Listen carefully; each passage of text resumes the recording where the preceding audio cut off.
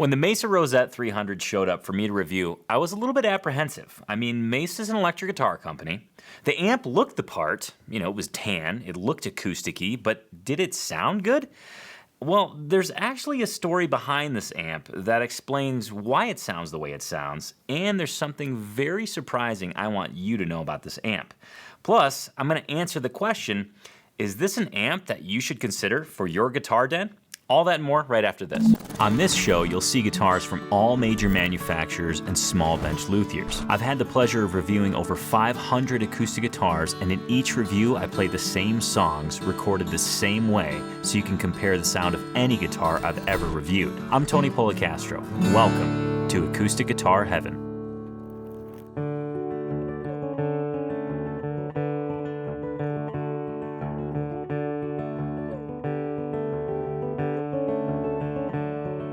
The Rosette 300 is Mesa Boogie's brand new acoustic guitar amplifier. Now, it's a little odd to have an acoustic guitar amp from one of the leading electric guitar amp manufacturers, but there's a story behind it. Andy Field, who is a former engineer at Gens-Benz, and he was behind the whole Shenandoah series of amps, came on board with Mesa Boogie, and the Rosette 300 was born.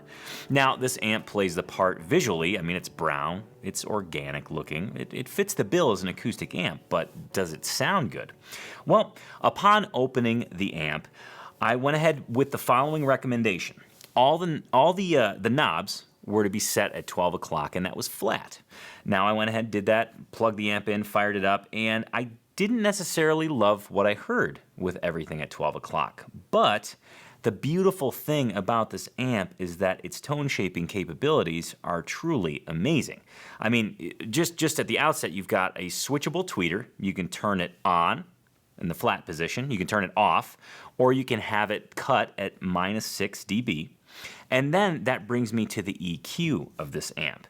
You've got a bass control, a low mid, a high mid, and a treble control. And both of those middle controls are actually sweepable, meaning you choose the frequency and you choose to boost or cut it. So, upon further experimentation with this amp, I actually dialed in a killer tone and was very surprised at not only its depth, but also its detail and its clarity.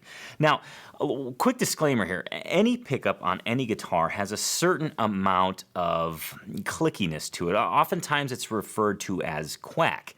And any acoustic guitar amplifier, this will happen. It will actually emphasize that quackiness. But with the tone shaping of this particular amp, the Rosette, you can actually dial that quack down. And what I found is that this particular amp works incredibly well on fingerstyle guitar because you can have that thump and that nice rich low end, but you can also have the clarity on the high end. That's what I loved so much about this amp.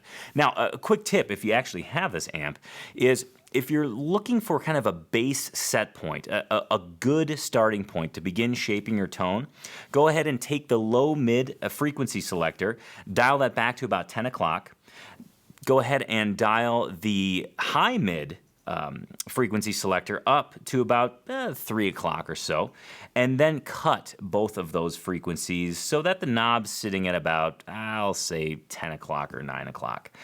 This is a good starting point, and I think the reason I'm citing this is because you can have a lot of trouble in that mid-range area. Because the acoustic guitar is a mid-range instrument, it can get a little muddy, it can get a little wonky, but because, again, the tone shaping is so powerful on this amp, you can really dial in a good solid tone. It's just going to take some time, okay? So you got to sit down with it. Bring it into your guitar den, take 20 minutes and dial in a tone.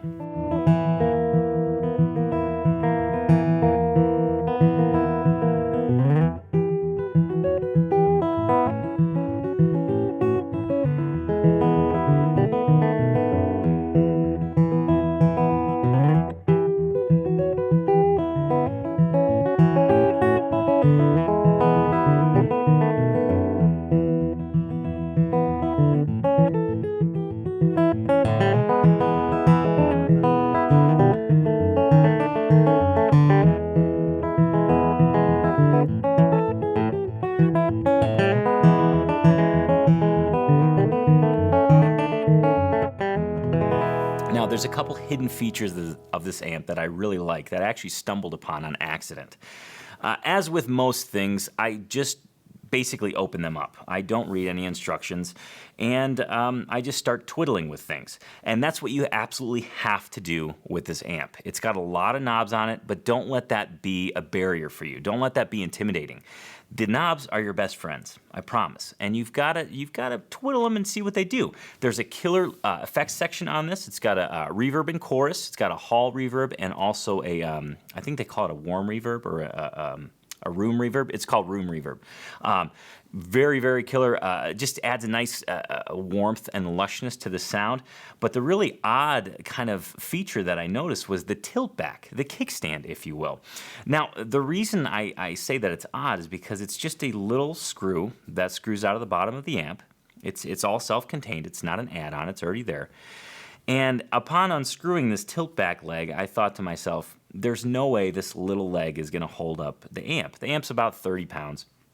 And lo and behold, if it's not the most solid kickstand I've ever experienced. It doesn't look that way, but it's extremely solid.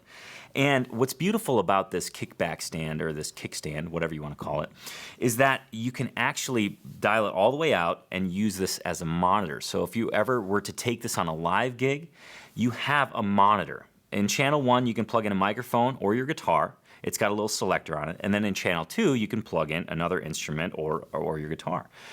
And it's beautiful because you can use it as a monitor. On the back, it has a send, so you can send your exact signal out to the front of the house, and it can go through the PA. You can have your own little sweet monitor mix, and it's awesome. Now, you might be saying, okay, well, that's great if you do live gigs, but listen, I'm an at-home player. I don't need an amp. Well, I gotta tell you, for an acoustic guitar geek, this amp is right up our alley because it's fully customizable. Much like we love custom guitars and fancy woods and awesome tone, this amp, you can actually pick a hardwood shell for the box of the amp. I'm talking like flame maple. They've got babinga. They've got bird's eye maple. All the tone woods that we know and love, you can actually get the amp to look and sound as amazing. It's truly remarkable, the custom features of this amp. You can pick the color scheme, the handles. I mean, the options are endless. I'm not going to go through them all, but I thought that was really cool because if you're going to put an acoustic amp in your guitar room and you have all these nice acoustic guitars, your amp should look good too.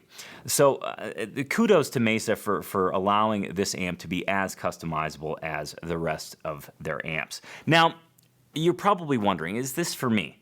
Well, if you go to a live gig and you're always struggling with monitors, yes, it's for you. If you like plugging in and you want to hear what it sounds like to plug in, yes, it's for you.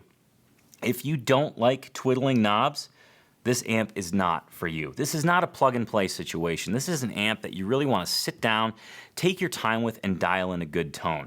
It's not put everything at 12 o'clock, plug your guitar in, and it's going to sound amazing. You got to take your time and really nurture the tone and nurture the capabilities of the amp. So 2 thumbs up to Mesa. This is a really, really great amp, and I got to be honest, it took me a while to mess with it and get the settings, but I found that the tweeter at -6 dB, and you'll see a close-up on the panel. Those are the exact settings I used when I was playing. That's the tone that I found great for the room I was in. But again, the shaping capabilities are incredible, and you can change the tone with whatever situation you're in. So it's definitely, if you're a guitar geek, if you're a tone tweaker, this particular amp is absolutely for you. Thanks a lot for checking out the review. I hope you enjoyed it. If you found it useful, let me know in the comments. And of course, if you want more of this, please subscribe to my channel. I would greatly appreciate it. Cheers.